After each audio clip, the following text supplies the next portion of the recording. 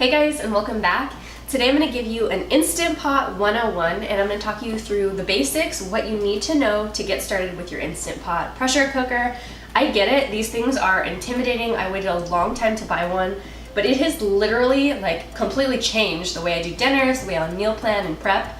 So today I'm just going to walk you through some of the basics. I've been so shocked with how excited you guys have gotten over my Insta stories about this thing and my recipes.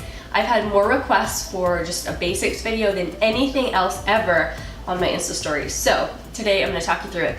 So the first thing that you need to know about your Instant Pot is that it is a pressure cooker. So the way that it's able to make things so quickly and just so tender, so fast, is by steam. So this will get up to temperature. Once it reaches your temperature, it's going to go for your designated cook time. So maybe it'll take 5-10 minutes to get up to temp. Then let's say your cook time is 10 minutes, it'll cook for that amount of time, and then you're gonna want to release the pressure and release the steam. So there's three main ways that you can release the steam. One is doing a natural release, and that's just leaving it after the cook time. The temperature will turn off and you just let it naturally release the pressure. There is an indicator valve on the top of the Instant Pot, and that float valve, when it's popped up, will tell you when there's pressure in here, when you shouldn't open it, and when the steam needs to be released. So if you see that thing up, never try to open the Instant Pot. That's probably the biggest safety feature that you need to know about for the pot. So let's say we're doing a natural release. We're gonna leave this lid on here up until that float valve goes down. Once you see it's popped down, you can go ahead and release the pressure with this valve on the top, and you're good to open. Now let's talk a little bit more before I get into the other two methods of releasing the steam. Let's talk a little bit more about this valve at the top. So if you're making something like yogurt, you're just gonna leave that open. You're gonna leave the seal completely open. You're not trying to use it as a pressure cooker in that instance. So we'd leave it on venting. For anything that you're wanting to cook quickly, like if I'm cooking a frozen chicken in here or a defrosted chicken, if I'm doing that, I'm gonna have it turn to sealing when I'm gonna cook. Any kind of steaming vegetables or making oatmeal or pastas or soups, we're gonna turn it to sealing before we start the cook time. When it comes time to release the steam, we're gonna turn it and stand back, release the steam, and then once that float valve is down, then you can go ahead and turn the lid and open it. Now I mentioned there was three ways to release the steam and release the pressure.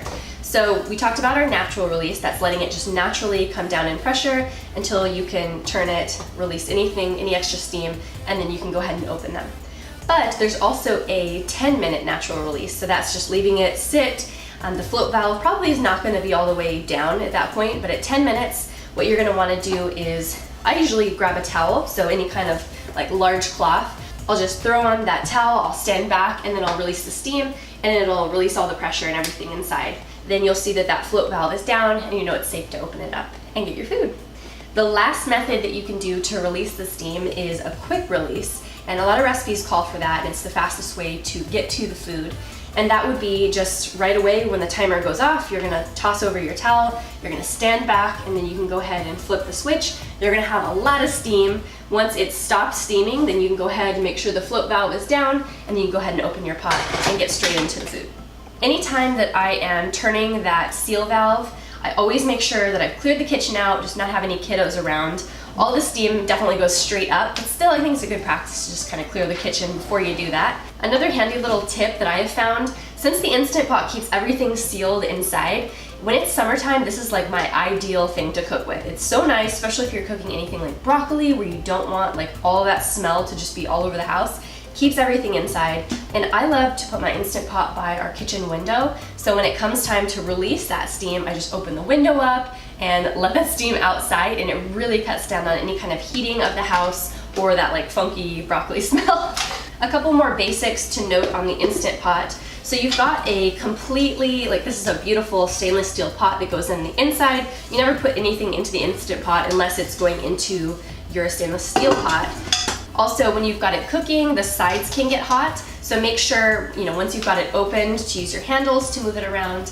Don't ever pick it up while it's pressurized. I just think that's that'd be a recipe for disaster. So whenever you're gonna start it, make sure it's in a place that's safe, not gonna be close for little hands to touch, and where you're planning on it staying for the entire cooking process. Also, something to note, there is a little fill line inside here. So we've got both a half measure and then a 2/3 max line. You don't ever want to go over the 2/3 max line with your pre-cooked food. Make sure you never fill it beyond that. You don't want anything to interfere with when you're going to release the steam or that vent. If you have foods that are more frothy, like pasta or beans, you want to keep it under that half fill line. The only thing that I've ever found that you can kind of get away with is something like a whole chicken. In my 6-quart pot, I can put a whole like 5.5-pound chicken and it cooks just fine in here with a little bit of liquid. So that's the only one that I find that kind of breaks that rule, but really it's not much above. It might have a couple pieces sticking above the 2/3 line. But just don't overfill the Instant Pot. Make sure you've got a little bit of liquid in there and follow your recipes. If you're trying to kind of experiment with new recipes, I know there's a lot of bloggers who are putting out Instant Pot recipes. Just make sure that before you ever go ahead and try to open the Instant Pot, you make sure that that sealing valve is all the way down and you've released the steam that might be left in there before you try to open it. So that's just the biggest safety thing. Other than that, I think we pretty much talked about the overview. Let's go ahead and talk a little bit more about some of these buttons here on the front. The button that I use most often is this one here down in the corner, Pressure Cook. This is just a super quick button that you can use for mostly anything, and you can set high pressure or low pressure. You've got less, normal, and more. You can also set your time here for how long you want it to cook. If I'm doing boiled eggs, for instance, I'm just gonna go ahead and pick 5 minutes on the pressure cook setting, and once you've got everything in and closed up, do those settings, you can stand back and it does its thing. Also, as far as the buttons here go, the yogurt button, this is amazing. The Instant Pot is fabulous for making yogurt. It keeps it at the temperature that you need. Also, it has a button up here for saute. Where is that? Right here, down on the bottom. That is so great because I can actually heat the yogurt up in this same pot using that saute button. And then once it's done and it's warm, I can let it cool a bit. And then all I have to do is put in my starter culture and press the yogurt button, and it's good to go. So this has been so amazing. If you guys want to see my yogurt recipe, then leave a comment down below, something like yogurt recipe, or let me know what you guys would like to see specific recipes on, and I can totally do that. Back to the buttons here, there's also one for rice, multigrain, porridge. There's a steaming button. Most of the time though, if I'm doing veggies, I just use the pressure cook and I put in my designated amount of time.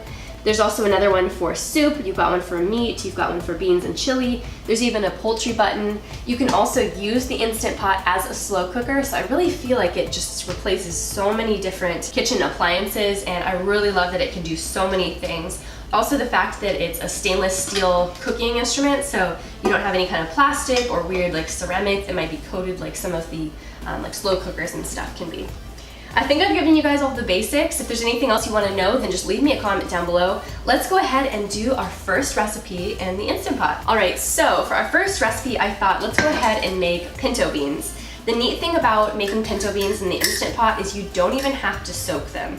I personally do like to soak my beans typically, but I want to show you how it can be done in the Instant Pot, and our cooking time is only 30 minutes, 25 to 30 minutes. So that's awesome. You could literally, even if you wanted to soak them, you could in the morning before you leave to work, put your pinto beans in a bowl of water, let them soak all, 8-9 hours that you're gone. When you come home, drain them. You could toss them into the pressure cooker, and they will literally take you 7 to 9 minutes. You do have the time for the machine to heat up to temperature, so maybe that's 5-10 minutes, but still, within 15-20 minutes, you've got beans completely done. Or if you didn't even remember to soak them in the morning, you can literally just pop them in dry, just as I'm gonna show you here, and you're good to go. So I'm gonna go ahead and pour in, let's do 2 cups. We'll do 2 cups today. I'm just gonna kind of flatten them out on the bottom there, and then we're gonna add in enough water to cover.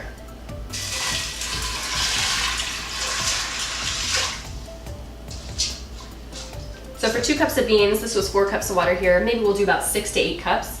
You want to cover it and have a little bit of extra room, maybe covering it by about 1 inch. So yeah, about 6 cups is what I used for water. We'll add in a little bit of salt to our pot, and that's literally all you have to do. So let's go ahead and put on our lid. Make sure your Instant Pot is plugged in, and we'll go ahead and close the lid. And we'll also set to our steam setting with that back valve. And then we're gonna go ahead and pressure cook, and we're gonna do ours on the high pressure, and we'll go ahead and do that for 30 minutes. You can do this anywhere between 25 and 30 minutes, but I like them to be real tender. And a friend of mine told me a trick for cooking pinto beans to know if they're perfect when you scoop them out and they're warm on the spoon, if you can blow on it and the skins kind of peel back, you know they're like perfectly cooked. So I agree with that. It makes perfect pinto beans and it's so easy in this. So I will see you guys back here in about 30 minutes. Just so you guys can see a close up, we can see that float valve right here. It's starting to try and pop up. Once it's fully pressurized with the steam, that thing's gonna pull up and we will know not to open it without releasing the steam.